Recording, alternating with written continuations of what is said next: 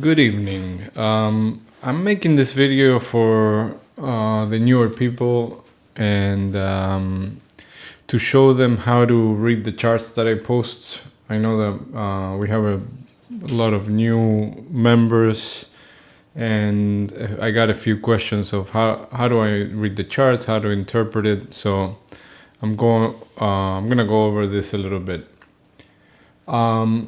So I have here the S&P 500, and this is called TPO chart. TPO chart has these letters that you see here. Each column represents a 30-minute period. So basically, when we open, you have the A period, right? So each time we make a higher tick, we add a new letter. If we make a lower tick, we add another letter on the bottom. And then after 30 minutes, we get a new period. That's the B period at 10 a.m. And same thing, C period, then D period, etc. Right? So it's basically no different than a 30-minute chart. But it's a way to look at the session and look at the levels in a way that you could fit the whole session and see what's happening easier, right? Then it's pretty much the same as there's no magic to it. It's just a 30-minute candle. Now on the right side, what I have is the volume at each level, right? So this is a volume profile that you can do.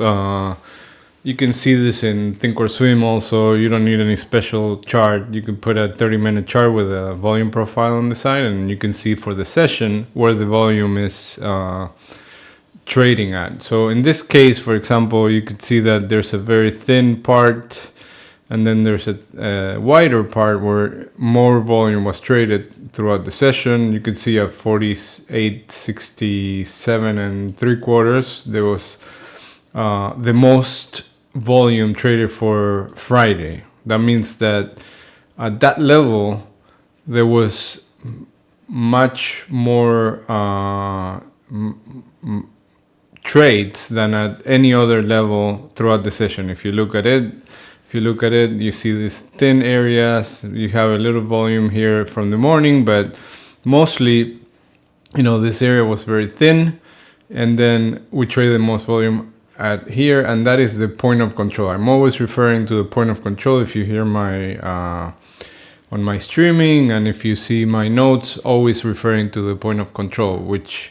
Why is that relevant? Is because the more volume you have at a level, the more traders have positions or have transacted at that level. So it tends to be those levels tend to be revisited often.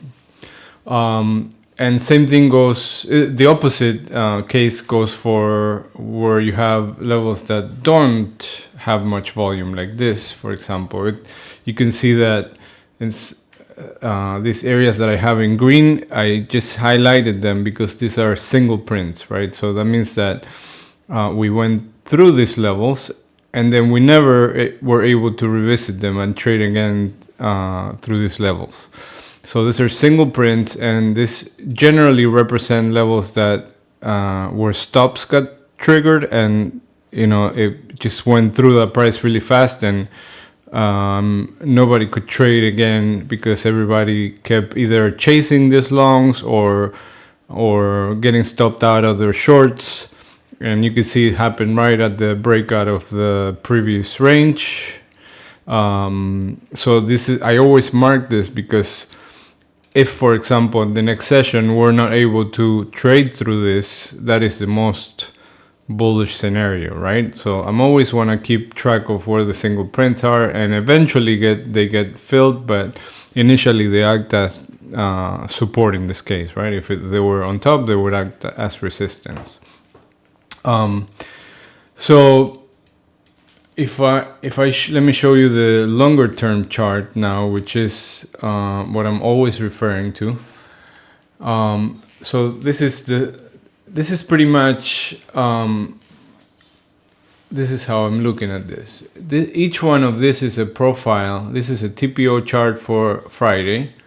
Then you have the previous sessions here: Thursday, Wednesday, Tuesday, right? So each of this is a kind of like the same thing that I was just showing before. So you have the TPO with all the letters. If I'm let me zoom in a little bit so you can see these are all the letters. You can just expand it and see how I was showing it before, or you can collapse it and then you see these areas where we traded back and forth through and the single prints here. And then on the right side I have the volume profile, right? So that part is pretty similar to the other chart. The difference in this chart is that I have on the right side I show the larger time frame volume. So this gray area that we see right here is the volume at each level for the last 20 days, right? Because over 20 days, I don't see anything on this specific profile.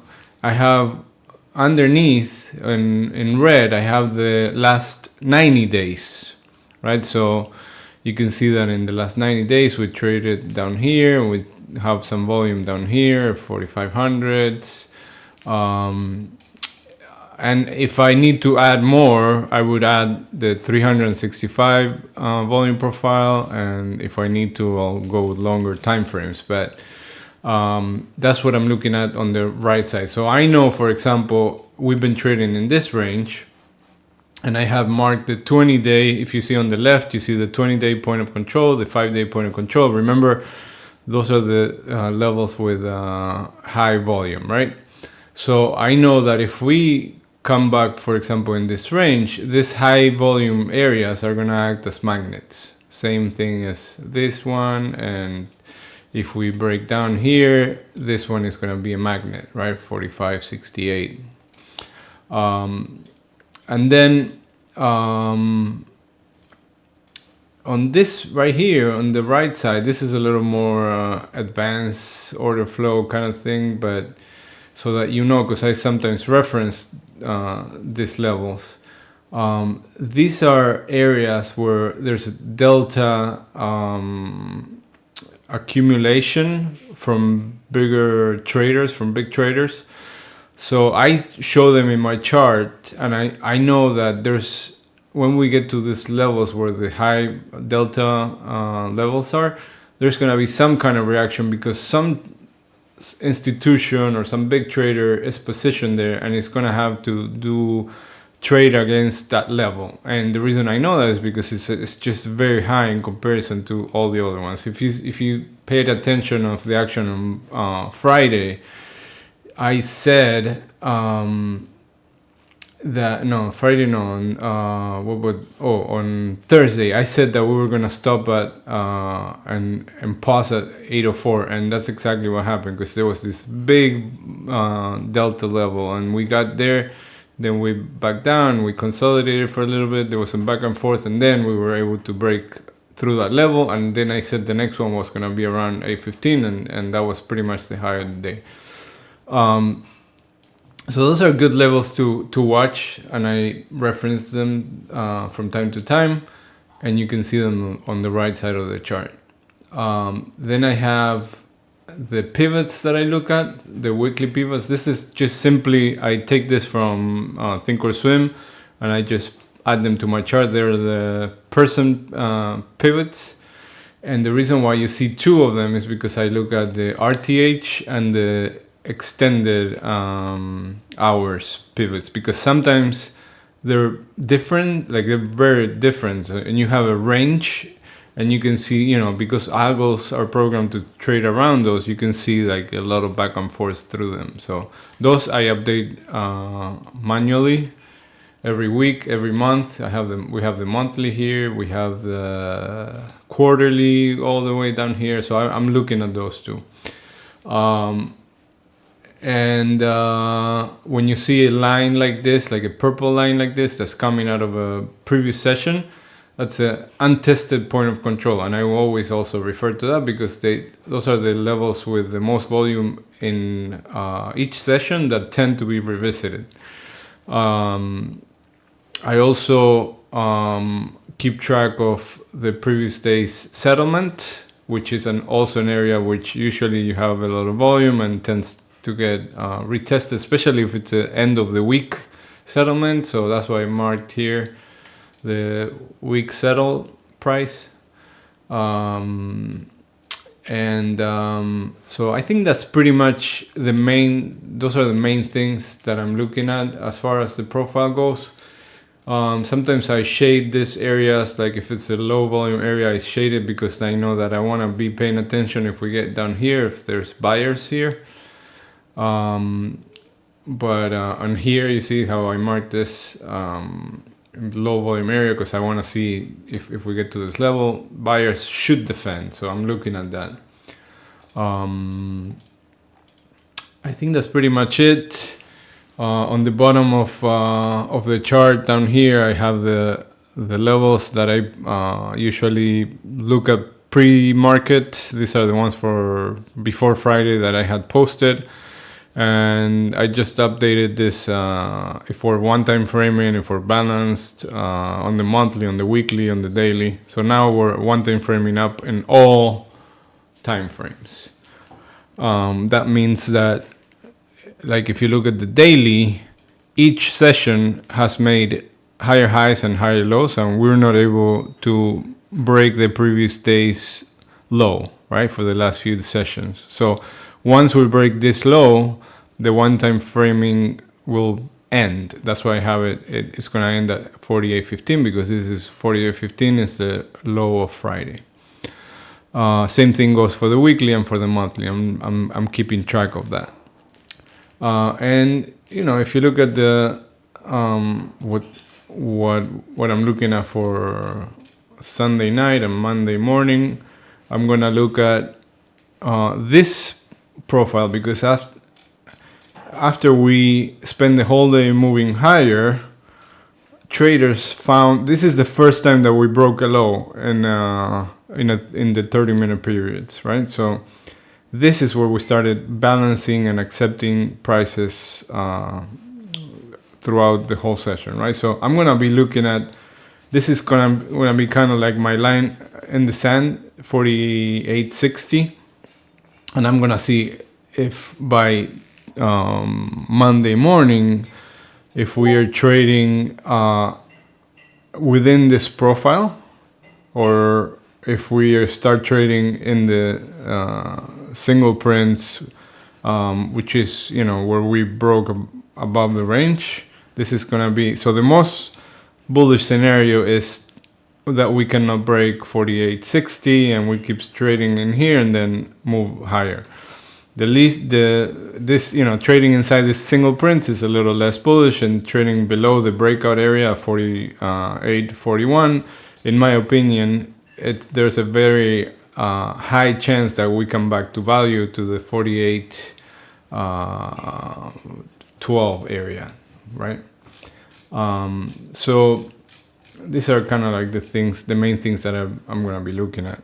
If you're on the stream with me in the mornings, this chart right here is NASDAQ. This is NQ.